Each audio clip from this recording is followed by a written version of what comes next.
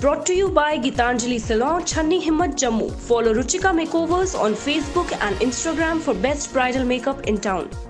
Hello viewers, you're watching Jammu Links News. I'm Mannat Gupta and welcome to the daily updates of Midday News. Let's begin. India reported the highest single-day spike of 49,310 coronavirus cases on Friday, according to the Union Ministry of Health and Family Welfare.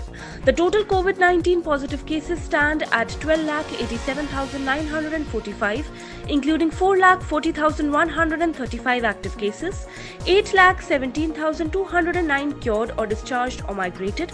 With 740 deaths in the last 24 hours, the cumulative toll reached 30,601.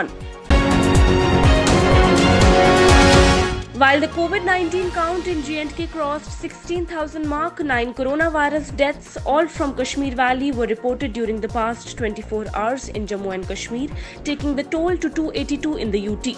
As many as 718 new positive cases were reported from J&K and 102 patients recovered and discharged from across the UT.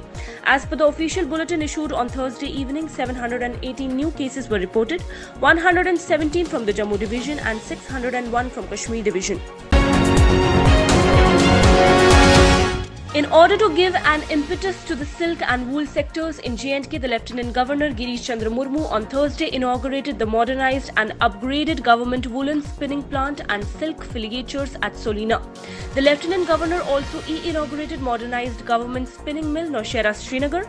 All these units have been modernized and upgraded at a cost of Rs 16.22 crore, with around Rs 9.6 crore being funded under languishing project. Lieutenant Governor Girish Chandra Murmu has sought feedback from the people in shaping and implementing developmental policies and termed their participation as a vital component of participatory government. The Lieutenant Governor observed that the UT government is ensuring the active public participation at all administrative levels to make the functioning of the government more transparent, accountable and participatory. He made these remarks during his visit to Anantnag district, where he interacted with 18 public delegations and representatives of ULBs and PRIs. Union Minister Dr. Jitendra Singh has lauded the services by youth during the COVID pandemic and said that they commendably rose to the occasion in the cause of society and the nation. In a webinar interaction with Bharatiya Janata Yuva Morcha members drawn from some of the far-flung regions including Basoli, Bilawar and other parts of district Udhampur and Kathua, Dr. Jitendra Singh said the world has been taken by surprise by COVID pandemic, but primitive and foresighted decisions taken by Prime Minister Narendra Modi like the early lockdown had helped India to far better compared to several other countries, despite its high population of 135 crore. It goes to the credit of the youth that they did not only themselves exercise restraint, self-control and discipline, but also motivated others to follow the guidelines like wearing face masks and social distancing. Advisor to Lieutenant Governor K.K. Sharma on Thursday directed for making the Jammu and Kashmir Handloom Development Corporation and Jammu and Kashmir Handicrafts Corporation Limited more vibrant and financially viable so that these can effectively contribute to the economy and create the much needed employment avenues by effectively marketing handmade products of the artisans of Jammu and Kashmir. The advisor was speaking at the Board of Directors meeting of JKHDC and JKHC convened to discuss merger of the twin corporations. Commissioner Secretary Higher Education Department Talat Parvez Rohila on Thursday chaired a meeting to review progress of RUSA and other languishing projects in Jammu and Kashmir. Speaking on the occasion, Commissioner Secretary highlighted the importance of bridging the gap arising due to digital divide while emphasizing on utilizing the electronic gadgets for improving the quality of teaching. Member Parliament Jammu Punch Constituency Jugal Kishore Sharma on Thursday chaired a meeting of District Development Coordination and Monitoring Committee (DISHA) to review the physical and financial achievements under various centrally sponsored schemes being implemented in Jammu district.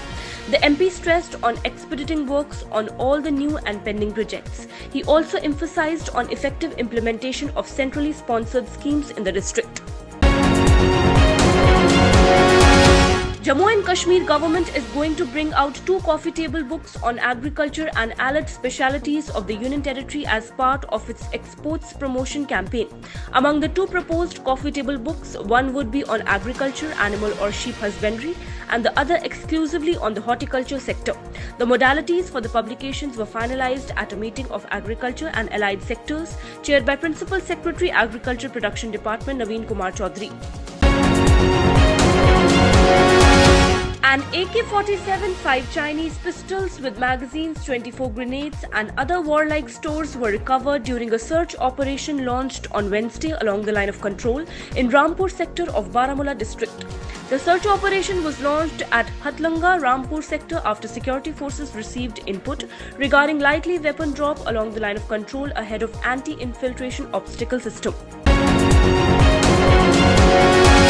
2 people were arrested for illegally smuggling cough syrup bottles in Spasmo Proxy 1 tablets in Kathua on Thursday. According to the police, 28,800 bottles of cough syrup and over 1 lakh strips of Spasmo Proxy 1 tablets have been seized. The tablets were being smuggled from Punjab to Bijbehra in Kashmir. Pakistan violated ceasefire with small arms firing and mortar shelling along the line of control in the Balakot sector of the Poonch district on Thursday evening.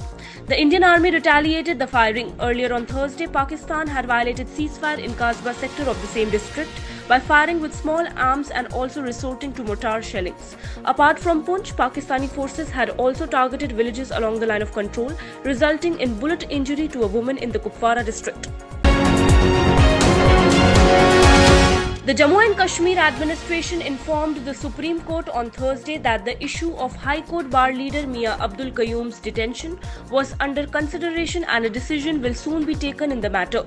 On July 15th, the top court has asked the JK administration to explain the basis for detaining Qayyum, who has challenged his detention under Public Safety Act since August 7th last year.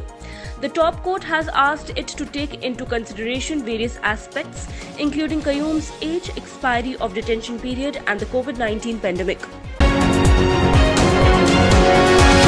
A police constable has donated plasma to a senior bureaucrat at nursing home in Srinagar.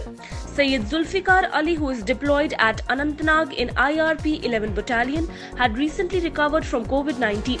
He donated plasma to Tasadduq Jilani KS Special Secretary Social Welfare Department, who is admitted in ICU of JVC Hospital. Jilani is said to be recuperating from the disease. His family has thanked Ali for his support. An earthquake of magnitude 3.0 on the Richter scale struck Katra in Jammu and Kashmir on early Friday morning. As per the data provided by the New Delhi-based National Centre for Seismology, the quake occurred at 5:11 today, with the epicenter located 89 kilometers east of Katra.